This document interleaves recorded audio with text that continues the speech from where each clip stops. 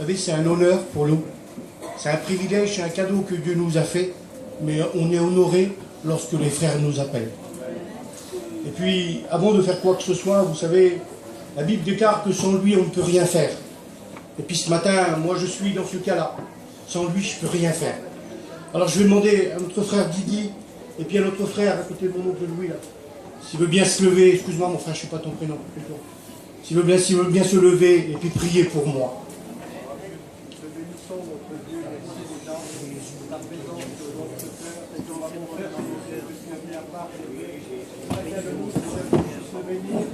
Rappeler la parole de gouvernement de son cœur, et que chaque cœur soit disponible pour recevoir ta parole. Moi j'ai besoin de ta parole, j'ai besoin d'écouter ta parole. C'est celle qui nourrit mon âme, c'est de combien j'en ai besoin ce matin. Cette auditoire puisse être à l'écoute, Seigneur Dieu, et reçois cette parole avec toi, celui qui veut chercher une réponse, qui puisse la recevoir dans son cœur. Seigneur, merci. Saisis-toi de ton serviteur maintenant, et qu'il en soit le canal de la bénédiction pour chacun, que ton nom soit glorifié et loué. Merci à toi, Jésus. Amen, amen, amen. Seigneur, par votre révèle, nous avons cette grâce et ce privilège, Seigneur, qu'un jour tu es venu et tu as fait ta demeure dans nos cœurs.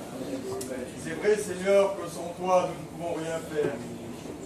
Seigneur, tu te sers de nous, tu te sers de ton serviteur, Seigneur, tu l'as choisi pour apporter le conseil de ta parole. Seigneur, nous ne sommes pas venus ici par habitude ou par coutume. C'est parce qu'un jour tu t'es révélé dans nos cœurs. C'est parce qu'un jour, Seigneur, tu es venu faire ta demeure dans nos cœurs. Et Seigneur, pas te dire de plus que nous t'aimons, Seigneur. Et que nous sommes heureux d'être dans ta maison, Seigneur. Et nous savons, Seigneur, que ta parole, elle ne retourne pas à toi sans avoir fait des effets dans les cœurs. Alors maintenant, tu te sers de lui, Seigneur. Seigneur, c'est vrai que ça fait un canal de bénédiction pour chacun d'entre nous. Seigneur, qu'il y ait une parole pour le faible, une parole pour le fort, une parole pour le malheureux, Seigneur.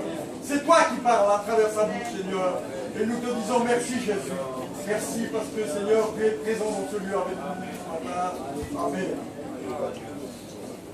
Tous ceux qui ont la parole de Dieu, on va ouvrir dans le 2e livre des Chroniques.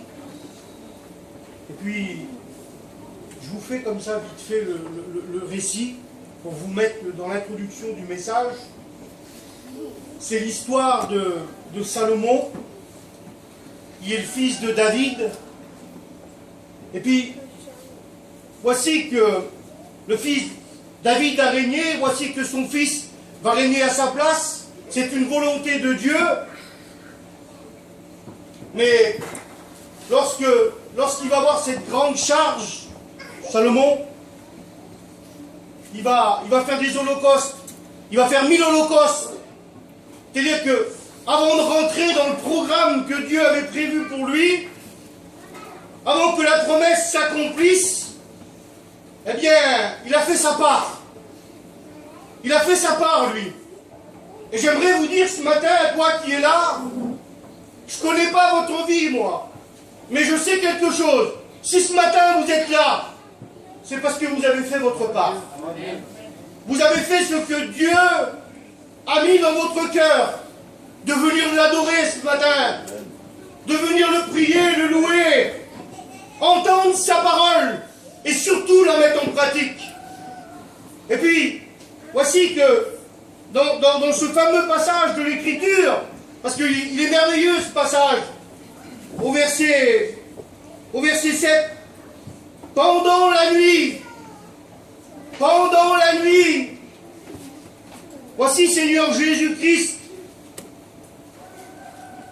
pendant la nuit, Dieu apparut à Salomon et lui dit, demande-moi ce que tu veux que je te donne.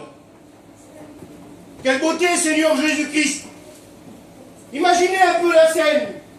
Comment que c'est parfait. Ces holocaustes ont monté à Dieu pour que Dieu se dérange de son ciel de gloire, le Dieu du Créateur. Et puis qu'il peut se dire à cet homme, demande-moi ce que tu veux. Demande-moi ce que tu veux que je te donne. Et puis là, Seigneur Jésus-Christ, Salomon, Seigneur, avec une simplicité, avec un cœur vrai, il ne va pas demander pour lui. Il ne va pas demander pour lui. Il va dire ça, il va dire, donne-moi de la sagesse et de l'intelligence. Donne-moi de la sagesse, Seigneur, de la sagesse de cœur. Oui, parce que quand ce n'est pas l'intelligence morale qui parle, quand c'est le cœur qui parle, eh ben c'est plus pareil. L'intelligence morale, elle est humaine. Et elle nous mène bien souvent, Seigneur Jésus-Christ, à la perte. Mais là, c'est l'intelligence du cœur. Et puis, voici que la promesse, il va le dire un peu plus bas, il va dire, il est temps que la promesse s'accomplisse. Je ne sais pas ce que Christ t'a promis à toi. Peut-être qu'il a promis qu'il allait sauver toute ta famille. Peut-être qu'il a promis que tu allais être utile dans sa maison. Peut-être qu'il a promis de te donner des trésors que tu n'as pas vus encore. Parce que la Bible, elle déclare qu'il a préparé des œuvres d'avance pour qu'on puisse les accomplir. On ne sait pas, nous. Bon, il y a des années, je ne pensais pas être là. Mais ce matin, je suis là. Et je suis honoré de la part du Seigneur. C'est le Seigneur qui fait que je suis là. C'est le Seigneur qui fait que tu es là. Alors on va essayer de l'honorer ensemble. On va essayer d'honorer sa parole. Et puis, voici Seigneur Jésus-Christ. Voici qu'au verset 11, Dieu dit à Salomon, puisque tu n'as pas demandé pour toi des richesses, Seigneur, des bienfaits, de la gloire, ni même la mort de tes ennemis. On va parler de ça ce matin. Des fois, Seigneur Jésus-Christ, excuse-moi Seigneur de parler comme ça. Des fois, on vient ici, on vient à la réunion, on vient au culte. Lui là, je ne peux pas le voir. Elle là, je ne la supporte pas quand elle parle. Ben, lui, il n'a pas demandé ça, lui. Il a demandé de la sagesse. Il a demandé de l'amour. Il a demandé de l'intelligence de cœur. Il a demandé l'intelligence morale. Et puis, voici Seigneur Jésus-Christ, que Dieu va répondre. Dieu va répondre. Il va dire ça. Tu demandes pour toi de la sagesse et de l'intelligence. Pour toi. Pour toi. Et ça, c'est une individualité. C'est une personne. Pour toi. Ce matin, chacun d'entre nous, nous sommes devant la table. Et c'est pour nous. C'est notre examen à nous qu'il faut faire. Pas l'examen de l'autre. Non. Notre examen à nous. Pour toi. Ton cœur à toi. T'as vu ce matin, le message, il était bon. Hein. Si un tel, il était là. C'est pas pour un tel, c'est pour toi. T'es ici. C'est pour toi le message. Dieu ne parle pas. Excusez-moi, Seigneur Jésus-Christ, du langage. Mais Dieu ne parle pas à des sourds. Et puis même si tu étais sourd, la parole de Dieu parlerait quand même à ton cœur. Et puis, Seigneur Jésus-Christ, maintenant qu'on est rentré dans l'introduction, maintenant que j'espère que vous avez compris, on va ouvrir le livre des Proverbes,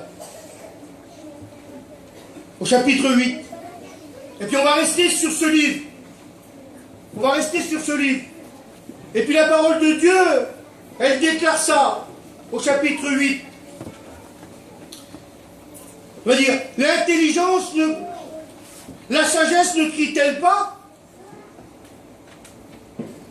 Et la voix de l'intelligence ne crie-t-elle pas? Et j'aimerais vous dire ce matin, Seigneur Jésus-Christ, avec toute la simplicité, que l'intelligence ce matin, elle crie à ton cœur. La sagesse ce matin, elle crie à ton cœur. Je suis, Seigneur Jésus-Christ, un instrument ce matin que Dieu a pris, a placé, a formé, a mis à part pour te dire que l'intelligence ce matin, pas l'intelligence humaine, mais l'intelligence divine, l'intelligence du cœur, elle crie à ton cœur ce matin. Je ne connais pas vos besoins, moi. Mais Dieu les connaît. Dieu connaît vos cœurs ce matin. Et puis Seigneur, il va dire ça un tout petit peu plus bas au verset 2. C'est dans les hauteurs. C'est dans les hauteurs, à la croisée des chemins, qu'elle se place. La sagesse, elle se place. Elle se trouve dans les hauteurs. Et elle se place à la croisée des chemins. Et dans la croisée des chemins, il y a ton cœur ce matin. Il y a ta vie. Il y a ta vie chrétienne. Il y a peut-être ta vie à toi qui n'appartient pas encore au Christ. Il y a ta vie ce matin dans cette fameuse croisée.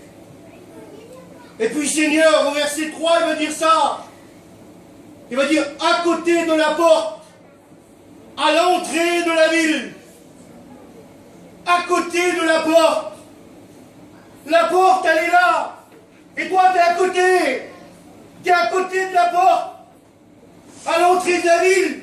La ville ce matin, Seigneur, je l'ai représentée comme le monde, le tumulte. Je l'ai représenté comme ça, moi. Je l'ai reçu comme ça. C'est comme ça que Dieu me l'a donné. Alors je